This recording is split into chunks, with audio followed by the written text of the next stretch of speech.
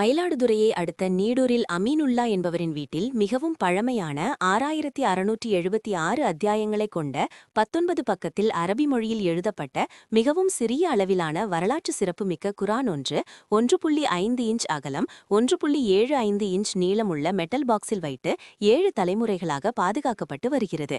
இந்த குரான் 17ஆம் நூற்றாண்டை சேர்ந்ததாக இருக்கலாம் என்று இந்திய தொல்லியல் துறை சான்று வழங்கியுள்ளது. இந்நிலையில் இந்த குரான் வைக்கப்பட்டுள்ள மெட்டல் பாக்ஸ் பல்வேறு ஆய்வகங்களுக்கு அனுப்பப்பட்டதில் ஆய்வு முடிவில் நுண்பிணைப்பு எழுத்து வடிவில் இந்த குரான் எழுதப்பட்டுள்ளது. இந்த குரான் வைக்கப்பட்டுள்ள மெட்டல் பாக்ஸ் 2600 டிகிரி செல்சியஸ் வெப்பநிலையை தாங்கக்கூடிய வகையில் 98 வகையான உலோகங்களால் உருவாக்கப்பட்டுள்ளதால் இது 14ஆம் நூற்றாண்டை சேர்ந்தது.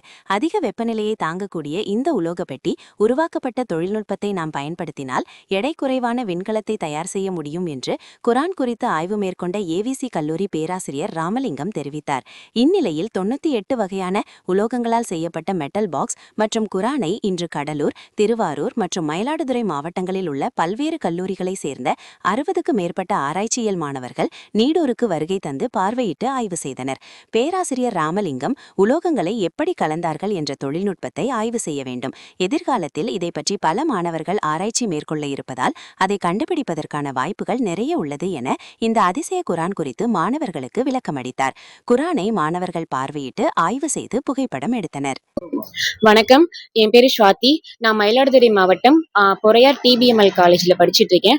பிஜிஎன் ரிசர்ச் டிபார்ட்மெண்ட் பிசிக்ஸ்.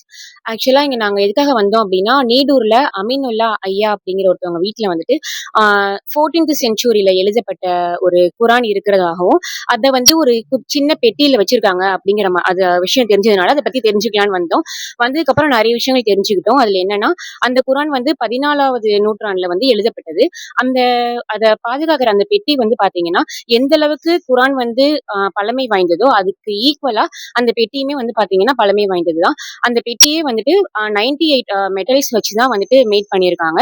அதுல ஒரு சில மெட்டல்ஸ் தவிர மிச்ச பேலன்ஸ் இருக்க எல்லா மெட்டல்ஸுமே 17 and 18 செஞ்சுரியில தான் நேமே வச்சிருக்காங்க.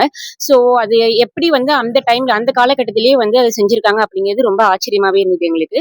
அது மட்டும் இல்லாம இதுல இன்னும் என்னென்ன ரிசர்ச் பண்ணலாம் அப்படிங்கிறதும் அதுல என்னென்ன சாத்தியக்கூறு இருக்கும் அப்படிங்கறத தெரிஞ்சுக்கலாம்னு வந்திருக்கோம்.